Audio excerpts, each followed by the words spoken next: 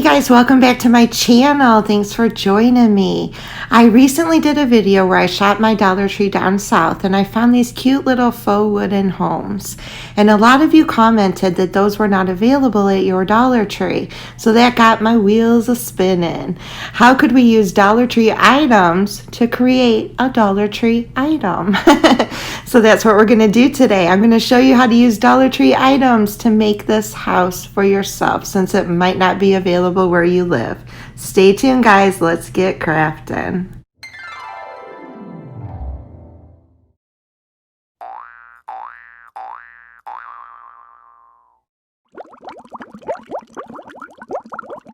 So I am going to be using the Jenga Blocks Jumbling Towers that you can get at Target and you can get at Dollar General. They're bigger than the ones you can get at Dollar Tree. It's $5.99 for a box of 36.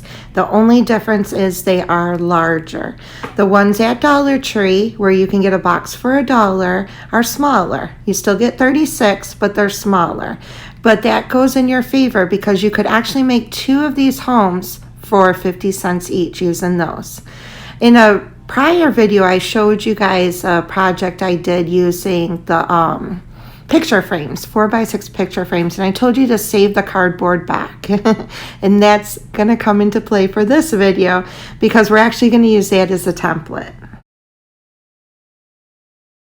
We're going to be using the Jenga blocks and wood glue, and I'm using a handsaw, but if you have an electric jigsaw, that would probably work a lot better for this project, but this is what I have. So like I said, we're going to use that picture frame cardboard insert back from one of the Dollar Tree 4x6 picture frames. I'm using this as a template and I'm showing you the measurements because I know you don't have one of these homes at the Dollar Tree. So since I did, it would be perfect to give you guys the proper measurements. So I used mine and I cut out a template on that cardboard backing. It's a 4x6 picture frame, so of course the back is 4x6. And since it's that size, it requires 8 of the larger Jenga blocks. Now, if you're going to use the ones from Dollar Tree, it's probably going to be 16, which is okay because the Dollar Tree Jenga blocks come 36 in a box. So you can actually make 2 houses for $1, which equals out to be 50 cents a house. So it's actually cheaper to make this yourself than to buy it at Dollar Tree. But if you're using these bigger ones, it comes out to about $2 a house. But you'll see that it turns out so amazing. And what's nice about this is our house is that we make our real wood instead of the particle board faux wood looking wood that you're going to get at Dollar Tree. So glue these together with wood glue. It is important to use wood glue and not E6000 or hot glue. Wood glue just works better. Going up the template to 5 inches, you're going to draw a line at the top. And then it's going to be 1 inch where you, at the 5-inch mark, then you can start making your triangle and cut. And that's going to leave a 1-inch top. So that's how you make your template since you're not going to have a house to go by like I did. And then be very careful if you're using a hacksaw because you got to really just go slow when you're getting it started. Then it goes a lot smoother and you can cut right through. When you get towards the end, you're going to want to put it on top of something so that it will go right through the Jenga blocks easy peasy. Well, kind of easy peasy. It takes a little bit of oomph. Save your sawdust. So we're going to use that sawdust in this part of it. Put some wood glue, which I used an obscene amount. You don't need that much. Put some wood glue and you're going to fill in the gaps where your Jenga blocks met together. We're going to fill in these gaps so that it doesn't look like Jenga blocks. It looks like one smooth, cohesive piece of wood. And that's where the sawdust comes in play. Put the sawdust on top of your wood glue and just start pressing it in the gaps. And then let it dry thoroughly. I used a lot of glue. You really didn't need to use that much glue. And just use all of your sawdust and it really gives it that wood appeal where you're not, it doesn't look like a bunch of Jenga blocks glued together. So it's going to look like sandpaper when you're done, when it's dry. It's going to be rough, but we're going to sand it down and make it smooth. This was just to hide the lines of the Jenga block. So take your heaviest grit sandpaper. I'm using a sanding block from my husband's electric sander, and just give this a really good sanding until it's smooth. It really does give it more of a wood effect by doing this, and it hides a lot of your Jenga block lines and makes it look like one cohesive piece. And you can see when I flip it over where I didn't do it, I only did it on the side that you're going to see. I didn't do it on the back, and you can really tell the difference between not using that sawdust and using the sawdust, if that makes any sense. So I'm going to come back in, I'm going to stain the whole piece. Even though I didn't sand the back, I'm staining the back just in case you see it. If you put this on like a 3-tiered tray, or you might see the back.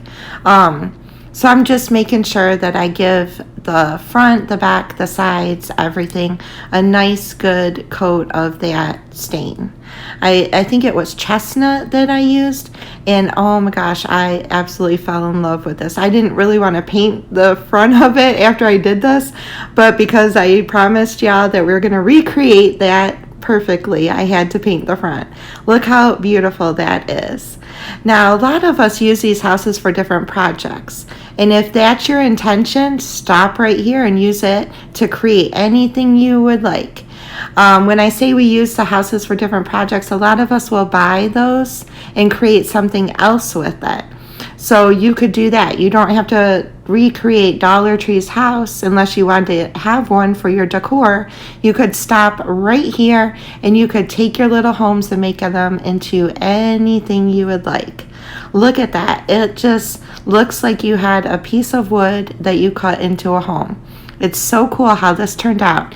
You can see the difference between the front and the back. The front looks like real wood, real smooth, not as many lines from the Jenga blocks compared to the back where you can still see where it was all pieced together.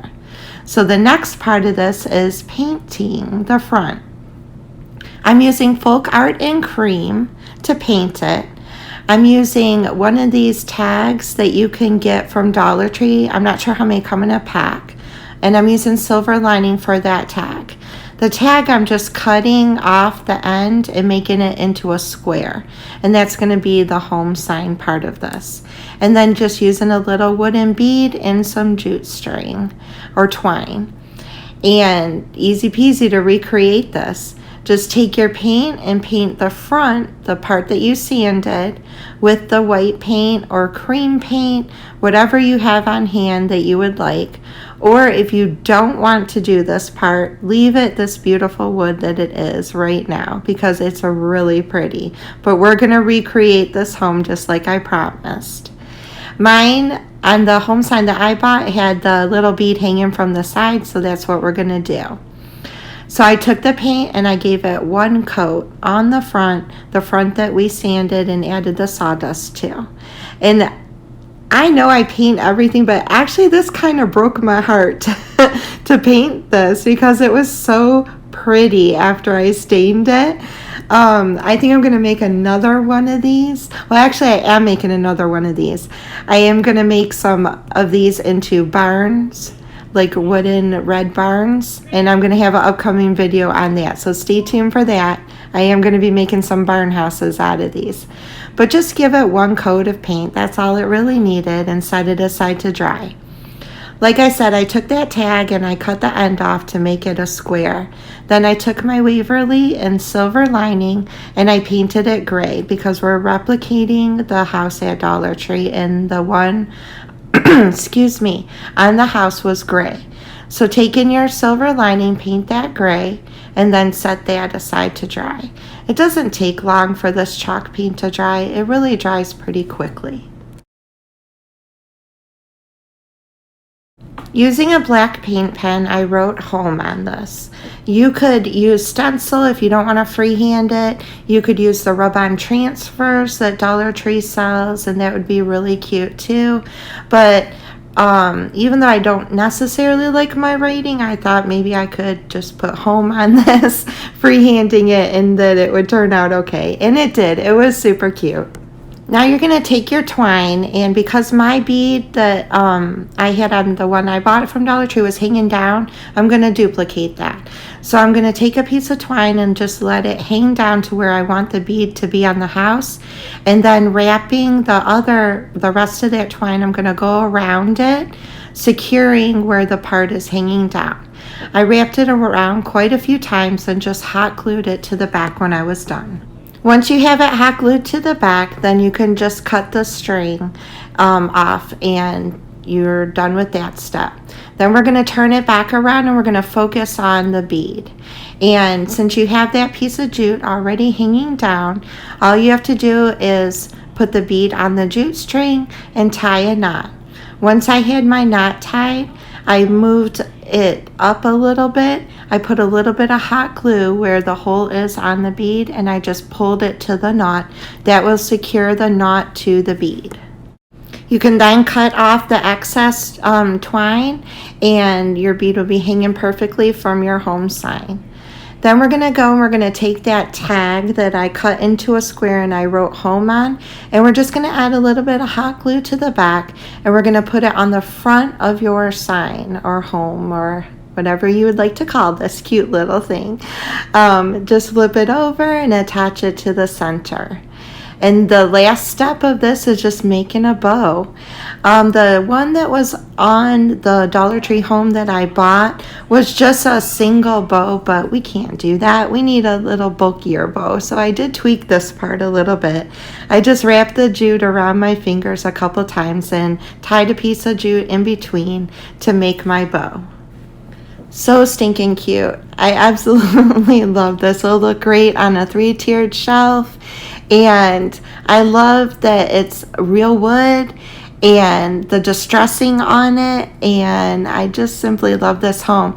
And if you use Dollar Tree's version of Jenga blocks, you can make 2 of these homes for 50 cents. So that'll save you.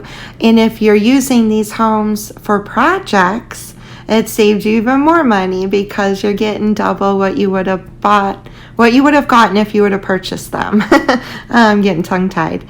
There's the one from Dollar Tree, super cute. And there's the one that I made with the Jenga blocks. It is a little smaller, just a little smaller than the one that you can get at Dollar Tree. I hope you enjoyed this using Dollar Tree items to make a Dollar Tree item DIY. This one's new for me, but I just wanted to help you guys out. If you can't find these adorable little homes at your store, now you know how to make them yourself. I hope you enjoyed this video. If you did, please consider subscribing to my channel, ring that bell for future notifications, and giving me a thumbs up really helps my channel. It lets YouTube know that you like it, maybe other people would too. So thanks again, guys. I love y'all. Have a blessed and wonderful day, and I'll see you again soon. Bye, y'all.